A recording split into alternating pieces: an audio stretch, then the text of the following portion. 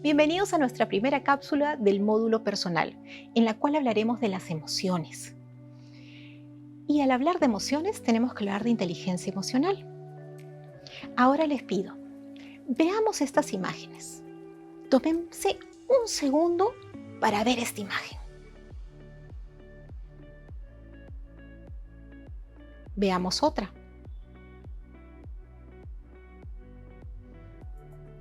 Enfóquense en este momento qué es lo que los hace sentir cada una de las imágenes. Otra más.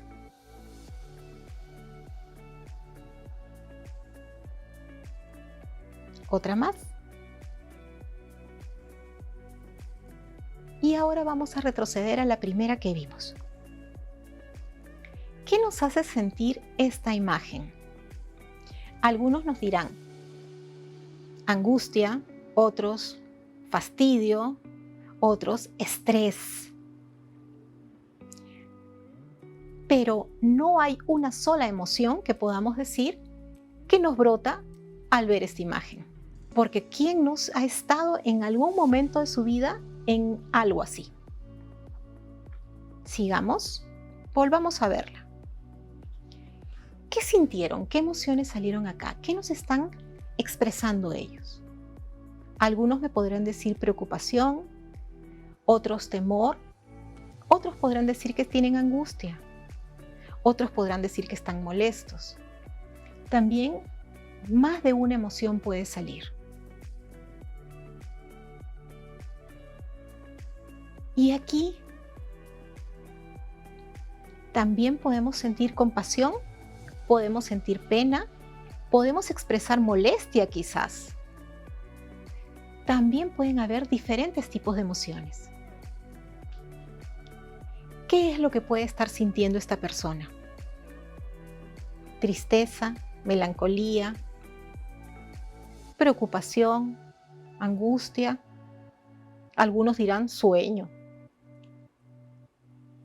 Las emociones también implican saber reconocerlas y también considerar que no siempre van a venir una sola, sino que pueden ser varias.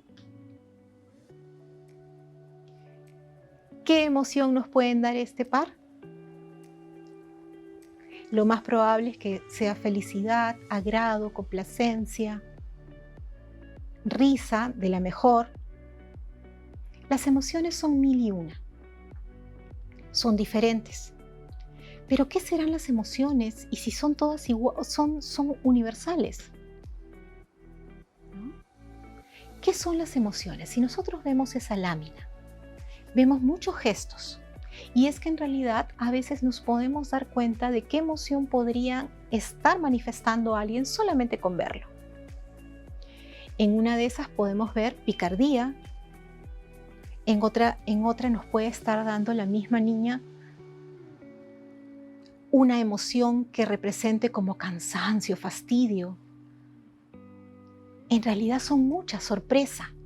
Entonces, las emociones es importante que las consideremos porque son reacciones que todos experimentamos.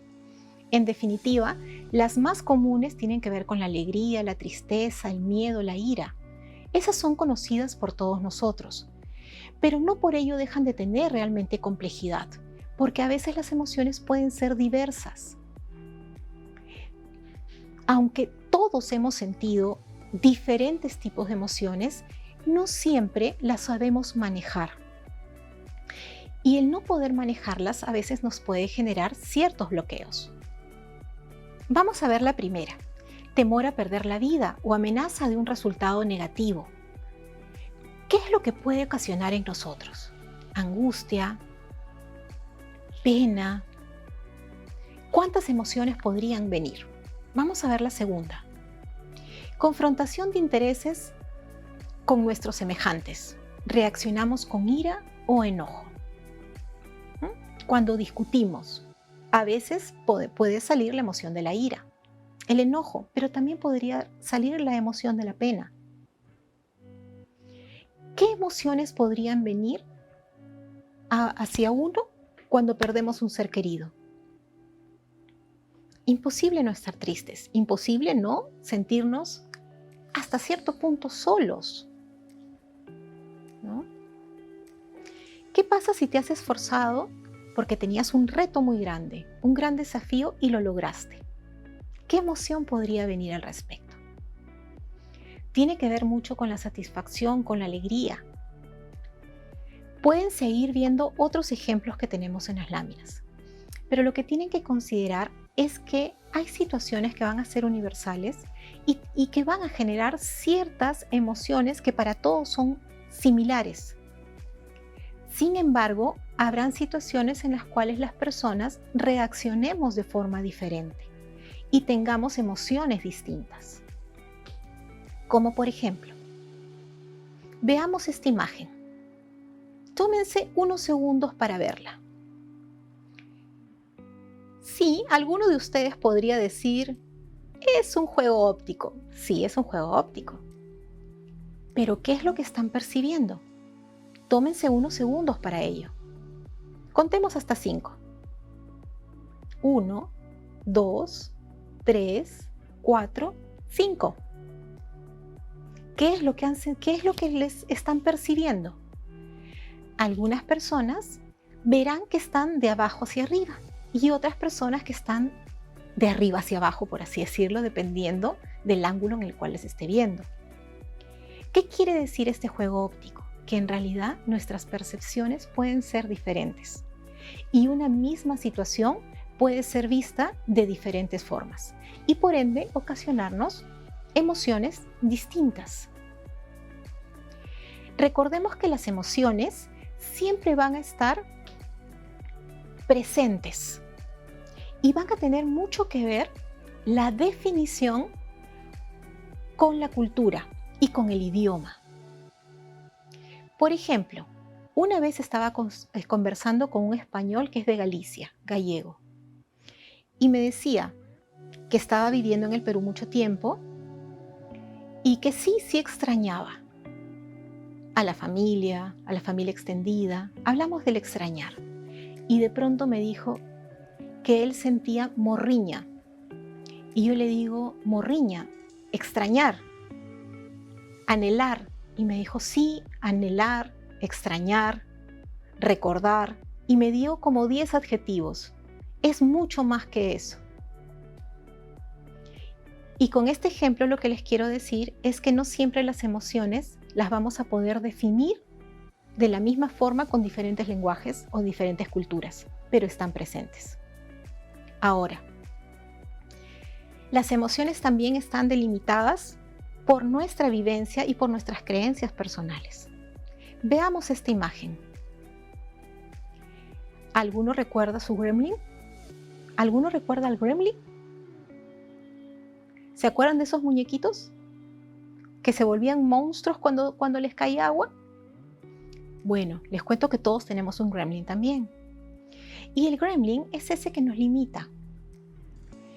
Quizás los mensajes más comunes que tenemos internamente cuando tenemos nuestros gremlins es: no soy lo suficientemente bueno. Si no lo he podido hacer hasta ahora, nunca podré hacerlo. No merezco ser amado. No tengo el talento que se necesita. Molesto a las personas. Nunca lo lograré. Esas son ideas que están entrando en nuestro cerebro producto del gremlin. Todos tenemos un gremlin. Aquí les estoy dando algunos ejemplos de los mensajes que podrían tener. Pero tenemos que aprender a reconocer ese gremlin, personalizarlo y sacarlo del camino. ¿Y cuándo es que aparecen los gremlins? ¿Cuándo es que son esas cosas que nos limitan, que nos están perturbando?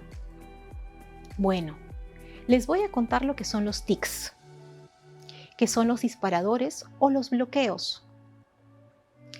Tics también son un acróstico de temores, interpretaciones, creencias limitantes y suposiciones.